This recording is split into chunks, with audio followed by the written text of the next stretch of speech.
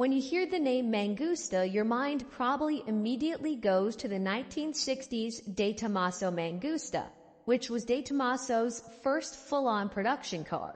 It was gorgeous, it handled well, and it was one of the first commercially available mid-engine supercars on a world stage. Its name, though, was carefully chosen as a dig at Carroll Shelby and his Cobras because of a business deal between Carroll and De Tomaso going south.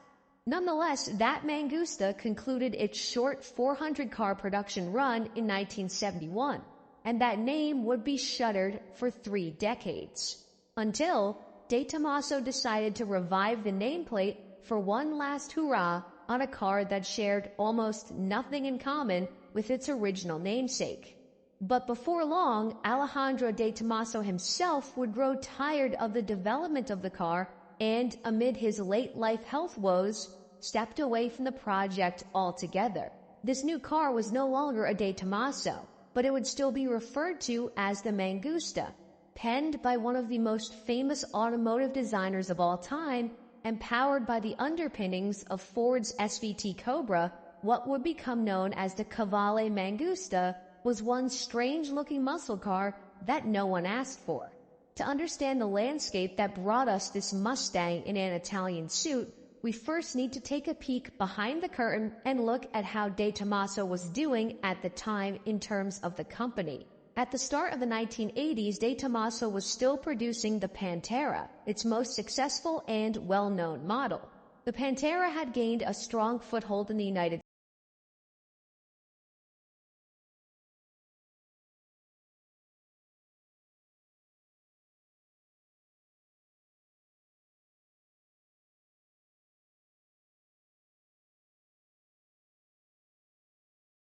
primarily appealing to niche enthusiasts rather than mainstream buyers. At the same time, De Tomaso himself had diversified his business interests by acquiring struggling Italian luxury brands like Maserati, Innocenti, and Benelli. Maserati in particular became a major focus, and under De Tomaso's ownership, the company introduced models like the Maserati Biturbo, a car that initially showed promise but ultimately gained a reputation for reliability issues and piss-poor build quality. This diversification strategy spread De Tomaso's resources thin. While Alejandro De Tomaso was known for his strong personality and ambitious vision, he often lacked the financial backing to execute his ideas fully. He managed to secure government support for Maserati in the form of subsidies. But the company's products failed to generate sustained success, and by the late 1980s, Maserati was in deep financial trouble. And by 1993, De Tomaso was forced to sell his majority stake in the company to Fiat, effectively losing control of the brand. With control of Maserati gone, De Tomaso was left with little more than the aging Pantera and an ever-dwindling customer base. The company attempted to refresh the Pantera with updated versions like the Pantera 90 SI, which featured a more modern design penned by Marcello Gandini. But by this point, the car was outdated and could no longer compete with the high-tech supercars of the 90s. De Tomaso also explored new projects, but it seemed that every one failed to gain traction. One attempt was the De Tomaso Guara, a lightweight sports car introduced in '93. While it had an exotic appearance and advanced materials like a composite body, it was produced in extremely low numbers, less than 50 cars, and it never achieved commercial success. By the mid-1990s, Alejandro De Tomaso himself was facing serious health issues. After suffering a stroke in '93, his ability to effectively lead the company was severely diminished. This, combined with De Tomaso's financial difficulties, meant that the company was running on fumes. With De Tomaso's existing lineup essentially irrelevant in the marketplace, the company needed something new. This led to the development of the De Tomaso Bijua, a project initiated by Maserati's former technical director, Giordano Carissini, who was inspired by the success of the British sports car maker TVR. He had a multitude of business trips to the UK during his tenure with Maserati, and he was astounded at the rapid growth that TVR was experiencing with their new lightweight V8 sports cars. He felt the goal should be to create a lightweight, fun-to-drive roadster with an affordable and American V8 powertrain, essentially what was their own TVR. The Bijoux was shown at the 1996 Geneva Motor Show, but by this point, De Tomaso was too weak financially to bring the car to market on its own. That's where Gio Cavalli came in. He was a Norwegian-American businessman with deep roots in the automotive industry. He was actually one of the largest British car importers in the United States. And seeing the potential in the Bijoux, Cavalli agreed to fund its production under the condition that it would be badged initially as the De Tomaso Mangusta, because the De Tomaso name had some weight to it still. However, as development progressed, tensions flared between De Tomaso and Cavalli, two strong-willed industry veterans who had conflicting visions.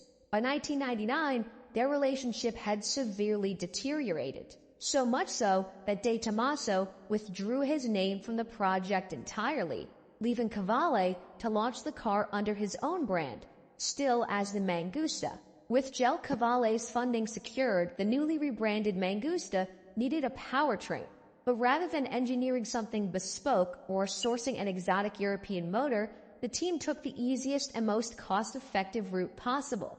They went straight to Ford and lifted nearly the entire drivetrain from the 1999 Mustang SVT Cobra. Now, De Tomaso was no stranger to borrowing parts from Ford to build their cars. But in this case, they didn't borrow just the engine and transmission. They borrowed pretty much all of the Mustang's mechanical DNA as well.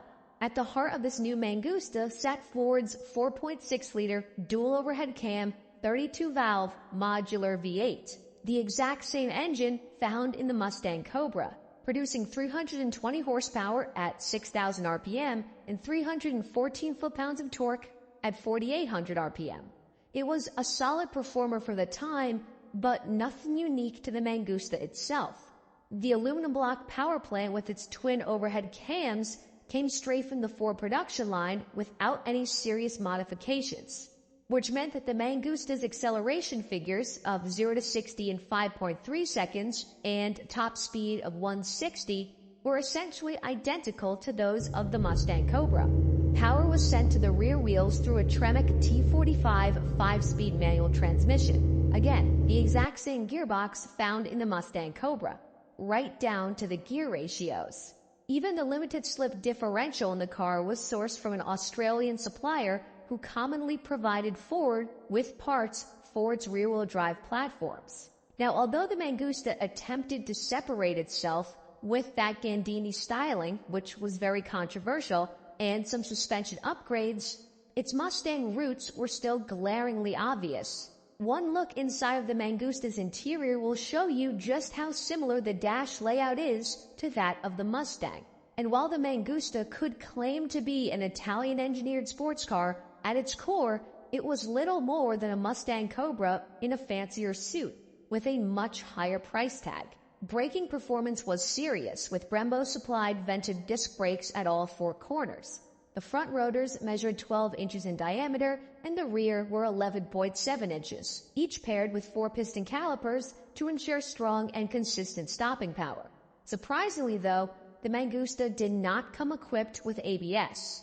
The car's road grip came courtesy of Michelin Pilot Sport tires wrapped around 18-inch Antera wheels, which were a $2,300 option at the time. These wide, low-profile tires helped give the Mangusta some pretty good stability, though its skid pad performance of just 0.8 G suggested that it leaned more towards grand touring than outright performance. Nonetheless, the Cavalli Mangusta struggled to find its place in the market. With an MSRP of $84,000 in 1999, it was 3 times more expensive than the Mustang Cobra that it shared much of its parts with. The Mangusta was priced essentially directly against the Porsche 911 Carrera 4 Cabriolet and the Mercedes-Benz SL500. These competitors, although less exclusive, did carry well-known badges, had better interiors, and had less divisive designs, which made them an easy choice for most buyers in that price range. Meanwhile, the Mangusta was an enigma. It was too exotic to be considered an American muscle car and far too pricey, and too American to be embraced as a true exotic, and still too peculiar looking to win over traditional Grand Tourer buyers. Even though this was a Gandini-designed car, who was one of the best designers of all time, I just don't think this car looks that good. And Cavalli, despite being a major figure in automotive distribution, he was not a recognized automaker. And the Mangusta lacked the brand prestige of all of its competition. Cavalli was essentially starting from scratch, with a car that required significant explanation just to be properly understood. Potential buyers who walked into a dealership often met the car with confusion, leading to countless moments where even experienced enthusiasts had no idea what they were looking at, which is not a good recipe for sales success. By the time production ended in 2002, only 284 units had been built, a dismal number for what was supposed to be Cavalli's grand entry into the high-performance sports car markets. For reference, Porsche was selling thousands upon thousands of 911s that year, and even the lower volume brands like Aston Martin were still moving far more cars annually than Cavalli ever could. The lack of sales sealed the Mangusta's fate, and with it, Cavalli's dream of becoming a full-fledged automaker evaporated. But yet somehow the Mangusta did not completely disappear into obscurity. In a weird twist of fate, the car's underpinnings were sold to a company called the Phoenix Consortium, which had recently acquired MG Rover, and from its ashes the Mangusta's chassis would go on to form the foundation of the MG X-Power SV, a wild, short-lived high-performance coupe that was somehow even more obscure than its predecessor. I'll be frank, guys, this is a pretty weird car, and there's not a lot of information out there about it, so I tried to consolidate it here as best I could. But let me know what you think about this car, particularly from a styling perspective. I think it's pretty controversial, and I really don't see how many people would have bought this over a 911 or an SL500